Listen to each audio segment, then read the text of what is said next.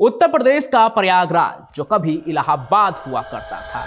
इस जिले में एक समय था जब अतीक अहमद का नाम हर किसी की जुबान पर था। वजह उसकी हैवानियत। लेकिन क्या अतीक भारत का अकेला खूंखार और हैवान बाहुबली था? जवाब है नहीं। अतीक से ज्यादा हैवान बिहार का बाहुबली साहबुद्दीन था। मुंबई में दाऊद था, यूपी में श्री प्रकाश शुक्ला था। लेकिन इतने बड़े डॉन और बाहुबली होने के बाद भी इन्होंने कभी अपने परिवार को अपराध की दुनिया में नहीं धकेला। लेकिन अतीक तो वो बाहुबली बमबाज था जिसका पूरा खानदान कानून के लपेटे में है। कर्मकांड ऐसे थे कि जिस बेटा को वो शेर कहकर अपराध करने के लिए भेजा, वो पुलिस के इनकाउंटर में मारा गया। और उसके जिन बेटों को स्कूल जाना चाहिए, वो बाल सुधारगिरी की हवा खाकर वापस लौटा है। और इन सबकी जो माँ हैं और अतीक अहमद की बेगम शाइस्ता ऐसे फरार है कि उसे ढूंढ रही है उत्तर प्रदेश की पूरी पुलिस। इसलिए आज क्राइम कनेक्ट पर हम आपको यूपी के सबसे विवादित बाहुबली के परिवार की पूरी कहानी सुनाएंगे। उनकी पूरी कुंडली खोलेंगे कि कौन क्या थे, कौन बचे हैं, कौन मारे गए। मरहूम अतीक के 5 बेटे थे, एक मारा गया, तो अब 4 कहाँ हैं? और उनकी माँ यानी कि लेडी माफिया शाइस्ता परवीन कहाँ हैं? अतीक के बाद आखिर अब कौन संभालेगा उसकी गद्दी, या फिर प्रयागराज में अतीक के पूरे खानदान का नाम मिट जाएगा? सब कुछ बताएंगे, बस बने रहिए कहानी के अंत तक। अतीक अहमद, जिसकी गिरफ्तारी और मौत ने उत्तर प्रदेश की राजनीति और अपराध के रंगमंच को हिला के रख दिया। वो अपने पीछे एक ऐसा परिवार छोड़ गया जो आज की तारीख में उसके संघर्षों और विवादों का हिस्सा बन चुका है। उनकी पत्नी शाइस्ता परवीन, 5 बेटे उमर, अली, असद, अहजम और आवान, सब इस अतीक के काले कहानी का एक अहम हिस्सा है जिसका भविष्य खतरे में है। गैंग का पता नहीं, पॉलिटिकल पार्टी ने भी साथ छोड़ दिया। कुल मिलाकर पूरा परिवार तितर बितर चल रहा है। कैसे, वो आगे सुनिए।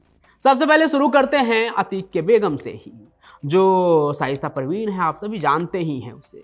उसके बारे में आप समझ लीजिए कि वो किसी सातिर अपराधी से कम नहीं है। उसने भी अपने पति की तरह ही राजनीति में कदम रखा था।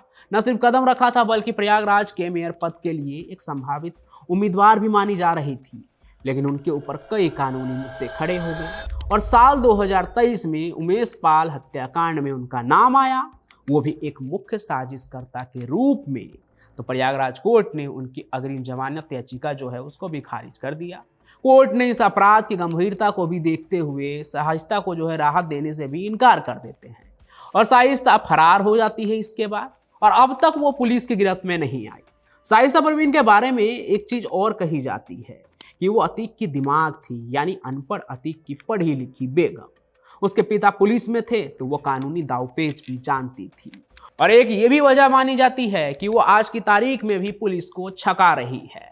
उसके सिर पर इनाम 25,000 से बढ़कर 50,000 और अब 1 लाख भी होने को है, लेकिन वो पुलिस के हाथ नहीं आ रही। आगे बात करते हैं अतीक और शाइस्ता के बच्चों के बारे में। तो देखिए, अतीक अहमद के ना 5 बेटे थे, जिनमें से सबसे बड़ा बेटा उमर अहमद, जिसे पिता के उत्तराधिकारी के रूप में देखा जाता था। पढ़ाई लिखाई में रुचि रखने वाला एक साधारण लड़का था वो। लेकिन साल 2018 में लखनऊ के एक बिल्डर के अपहरण और संपत्ति हड़पने के आरोप ने उसकी जिंदगी को बदल दी। ये पूरी कहानी क्या है मैंने चैनल पर सुनाई थी कि कैसे अतीक ने जायसवाल नाम के एक बिल्डर को ना किडनैप करके जेल के अंदर ही ले आया था और इन सब में उसका बेटा भी शामिल था। पूरी कहानी आप चैनल पर देख लीजिएगा। अभी यहाँ कहानी में आगे बढ़ते हैं कि ये सब जो आरोप लगते हैं उमर पे, इसके बाद वो फरार रहता है। लेकिन अगस्त 2022 में सीबीआई कोर्ट में खुद ही आत्मसमर्पण कर देता है। फिलहाल वो लखनऊ जेल में बंद है और मनी लॉन्ड्रिंग और अपहरण के केस का सामना कर रहा है। अतीक अहमद का दूसरा बेटा है अली अहमद। पिता के आपराधिक और राजनीतिक साम्राज्य का हिस्सा बनते हुए वो भी विवादों में फंस गया। 2021 में प्रयागराज में प्रॉपर्टी विवाद और मारपीट के मामले में उसका नाम सामने आया। 2023 में उस पर हत्या, धमकी और जमीन कब्जियाने के आरोप लगे, जिसके बाद उसे गिरफ्तार कर नैनी सेंट्रल जेल भेज दिया गया। अली, जिसे परिवार का शांत बेटा माना जाता था, अब वो भी अपने पिता के नक्शे कदम पर चलता नजर आ रहा है। अब इसके बाद आता है असद अहमद, अतीक अहमद का तीसरा बेटा, लेकिन सबसे चर्चित। अतीक का तीसरा बेटा, जिसकी कहानी बहुत दुखद है। असद पर भी उमेश पाल हत्याकांड में शामिल होने का आरोप था, लेकिन असद के पास बचने का समय नहीं था, भाग रहा था पुलिस से। साल 2023 में उत्तर प्रदेश पुलिस के साथ उसकी एक मुठभेड़ हुई जिसमें असद अहमद की मौत हो गई। ये एनकाउंटर अतीक अहमद की हत्या के कुछ दिन पहले ही हुई थी, जिसके बाद अतीक अहमद कोर्ट रूम में ही फूट फूट कर रोया था। असद के बारे में एक और बात कही जाती है कि उसकी मां नहीं चाहती थी कि असद उमेश पाल के हत्याकांड में शामिल हो या उसे किया जाए, लेकिन अतीक ने उसे यह कहकर शामिल किया कि वो उसका शेर बेटा है।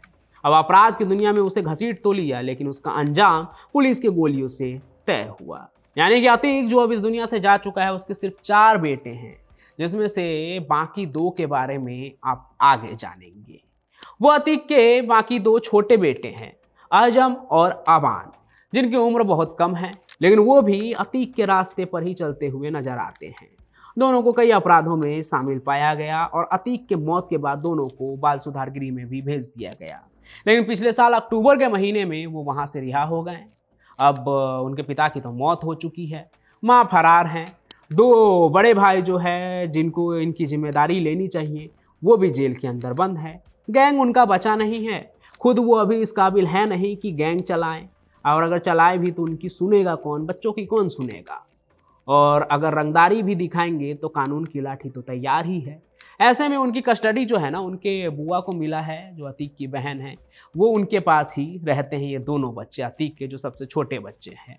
हालांकि जब तक अतीक अहमद जिंदा था, भले वो जेल में क्यों न रहे, सब कुछ ठीक था, उसके परिवार के पास रसूख था, उसके नाम का आतंक था, लेकिन अतीक अहमद और उसकी बीबी शाइस्ता परवीन ने उमेश पाल हत्याकांड को अंजाम देकर एक तरह से कहें तो अपनी ही कब्र इन लोगों ने खोद ली, क्योंकि उससे पहले तक सब कुछ ठीक था, लेकिन इस हत्याकांड ने सब कुछ तबाह कर दिया। और जब अतीक भी नहीं रहा, उसकी भी हत्या हो गई, तो उनके ऊपर जो अतीक के खौफ के कारण कानूनी दबाव नहीं बढ़ रहा था वो भी बढ़ने लगा। पुराने फाइलें भी खुलने लगे, लोग खुलकर उनके खिलाफ बोलने भी लगे, और अब ये लोग पुलिस से भागे भागे फिर रहे हैं। शाइस्ता परवीन को पकड़ने के लिए कई जगहों पर अब भी छापे मारे जाते हैं, लेकिन वो हमेशा पुलिस के हाथों से बच निकलने में कामयाब रहती है। वो कहाँ रहती है इसका किसी को पता नहीं। कभी कहा जाता है कि वो इलाहाबाद में ही कहीं छुपी हुई है, कभी कहा जाता है नेपाल में है। हालांकि फिर भी शाइस्ता परवीन की गिरफ्तारी की प्रक्रिया जारी है और पुलिस उन्हें हर कीमत पर पकड़ने के लिए जुटी हुई है।